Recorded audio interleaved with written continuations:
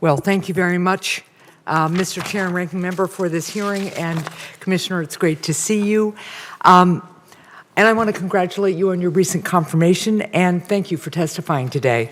Mr. Werfel, before turning to my questions, I want to highlight the importance of remote notarizations for consumers and small businesses, something I just heard about from some constituents last night.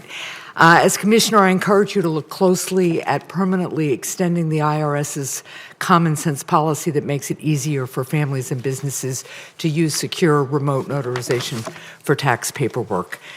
Now on to my questions. Recent reporting has shown how emerging artificial intelligence technologies such as ChatGPT could be used to scam taxpayers by impersonating IRS employees.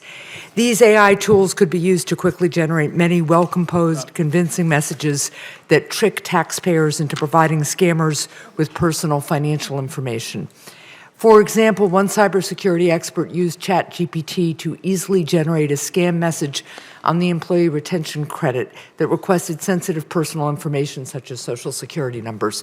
So how do you expect AI tools to change how the IRS protects taxpayers from scams? Are the IRS's current anti-fraud programs well suited to help combat scams that use emerging AI technologies?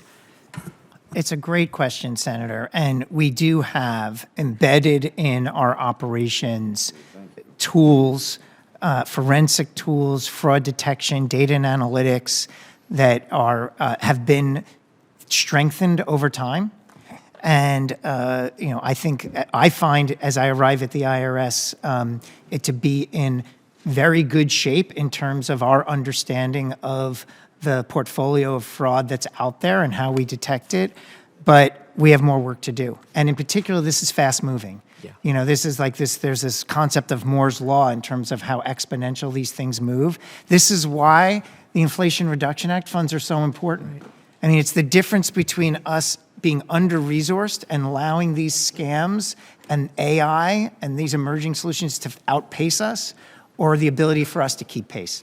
Okay, well, and I would look forward to continuing the conversation with you about ways we can make sure that you are all in a position where you can deal with evolving threats. Absolutely. The National Taxpayer Advocate has called paper tax returns the IRS's kryptonite. Many of the frustrating IRS issues faced by my constituents are because of the backlog of unprocessed paper returns. The issues range from families who are struggling to get their refunds to small businesses waiting for employee retention tax credit payments. How does the IRS plan to improve processing of paper returns, and how will you help our constituents stuck in the backlog? Yeah, so a couple of things. First, scanning is a critical part of this, and we have really started to scale our investment in scanning solutions. We're scanning hundreds of thousands of paper forms now, and that just makes the entire processing much quicker. And I anticipate this, we're getting better and better at it week by week, and I think we're going to start to be able to do a lot more scanning, especially next tax filing season, but right now to deal with our backlog today. The second thing, and I mentioned this to Senator Warner, with the end of tax filing season, we need to start redeploying some of the people that have been on the phones, move them to the paper processing. This is just good seasonal adjustments of workforce, and I anticipate that we're going to make substantial progress on some of the paper backlog as a result of just resetting where the employees sit. But there's other things that we can go into, and again, I go back to the fact that we have to make a decision in terms of what we want from the IRS. Right. If we're funded at a steady level or cut, then all we can do is maintain our current operation. We have to make investments to deal with this the complexity of what we see today. Okay. Well, thank you. And I have a bipartisan proposal that would use barcodes to make paper returns easier to process, and I hope you'll look into that. One last thing before my time runs. A recent report found that innovative partnerships between nurses and tax professionals can help first-time mothers fully access the tax benefits available to families. For example, through the Nurse Family Partnership, nurses have helped connect new mothers to tax filing information and tools which can help moms get benefits such as the child tax credit.